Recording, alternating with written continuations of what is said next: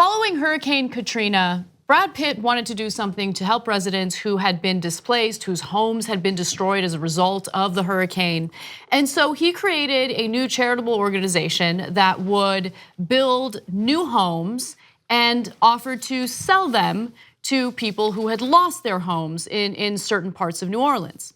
Now, unfortunately, that charitable foundation has been dissolved, and some of those homes, actually all of the homes, are dealing with severe issues because they weren't designed to deal with the humidity and the rainy weather in the area. As a result, mold ended up being a huge problem. Now, Make It Right's mission was to build 150 well-designed green, affordable homes in the lower 9th Ward, the area that was actually hardest hit by Katrina. But as of 2016, the group reported spending $26.8 million building 109 homes. Okay. But the organization, according to NBC's reporting, has been dissolved. And we know that because some of the homeowners who spent $130,000 to buy some of these homes are not getting any responses when they need help with repairs. Now, I want you to watch a little part of the NBC report on this, and I'll fill in some blanks. We'll have a discussion. Take a look. I think of a father who once had a home here and raising my kids here, and if I lost everything and had no way to return, how that would make me feel. But the project that initially had planned to build 150 homes, selling for roughly $130,000 each, built only 109. Look at my welcome mat. Oh. And today, homeowners like Kamaria Allen, there's a big water leak right here, say many of the homes that were built are falling apart. This has been years of ongoing lies and broken promises. We were promised green, healthy, energy-efficient homes, and we have everything but those things. Allen bought her home in 2011. I put that key in the door the first time, and I did a happy dance for like 5 minutes. But then, she says, the problem started. Rusty power sockets, mushrooms growing from the home siding. She sold the house back to Make It Right as part of a settlement in 2013. NBC News spoke to 11 other residents, 10 on the record, who said that many of the Make It Right homes are rotting and dangerous, and their calls to the organization go unreturned. Some say repairs are only done if residents agree to sign non-disclosure agreements. At one point, I felt optimistic that Make It Right was going to make it right. But at this point, I feel like they have abandoned not only my family, but my community. So there's two elements to this story from my perspective. The second one's gonna be controversial. But the first one was when I first saw the report and it said Brad Pitt sued for a charity where he was trying to help build homes in New Orleans. I was like, Jesus Christ, what are you guys doing, man? He's trying to help and now you're gonna sue him. Then you read into the story and you watch the story and you go, oh no, they bought the homes. They bought the homes for $130,000. Yeah. And I really want to emphasize that because it's not as if they gave people homes, which, I don't really know where the charity comes in because this is a long time ago and this is not this isn't the Los Angeles Hills where if you get a home for $130,000, it's a bargain, it's a steal. Yeah. You know what I'm saying? No, I do. But look, I think that it's certainly started with good intentions is my understanding of it based on what I've read about it. And I think some of the residents were excited because it was rebuilding the area. They don't often get investment in this middle class to working class neighborhood. And it seemed like they were excited about the prices.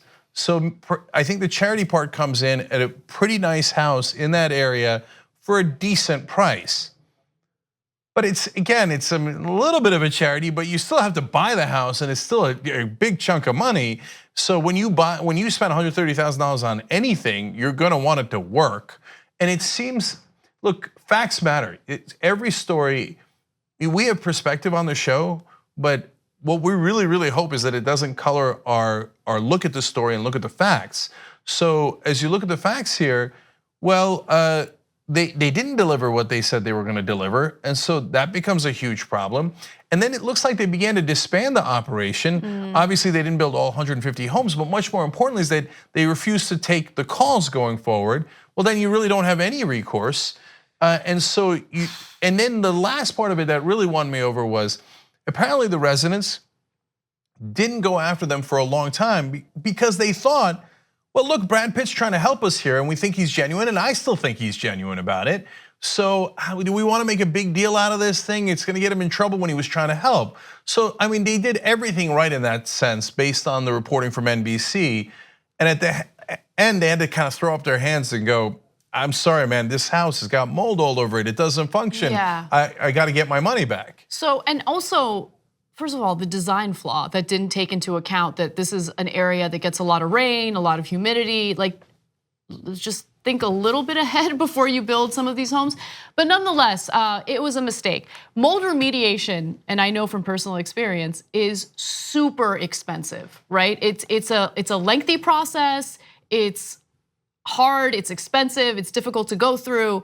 And so it ends up being more of a burden than something that actually helps them. And if you don't get that situation solved quickly, the mold continues to grow, you have black mold, you have health issues, right? You have respiratory issues as a result of living under those conditions. Some people complained, went to the doctor, have medical records indicating that they've suffered the health consequences of living in those conditions. But the point that I wanted to make about this story is a broader point.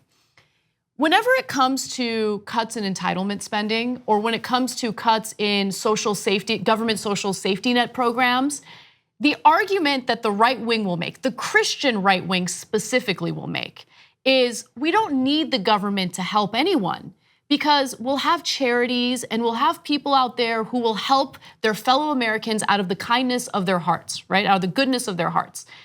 And I don't want to rely on that system, because I know this is just one example of a charity that has gone wrong, but this is one of many examples. And we need to have a stable system, a safety net program that does help our fellow Americans in their time of need. I think that's the most patriotic thing to do. And so just brushing it off and just saying, nah, charities will take care of it is not the way to go about it. So, I remember one of the dumbest points I used to make when I was a Republican back in the day was that mold wasn't real. You made that point recently when I was going through my mold remediation process. Okay. Yeah, don't pretend like that was when you were just a Republican. No, when you were doing it recently, I was kidding. And even back when I was a Republican, I was a quarter kidding. But I thought it was I thought it was overhyped. It's not. But see, that's what I'm saying. Facts matter. Okay, it's overhyped based on what? You have to actually look into the facts, right?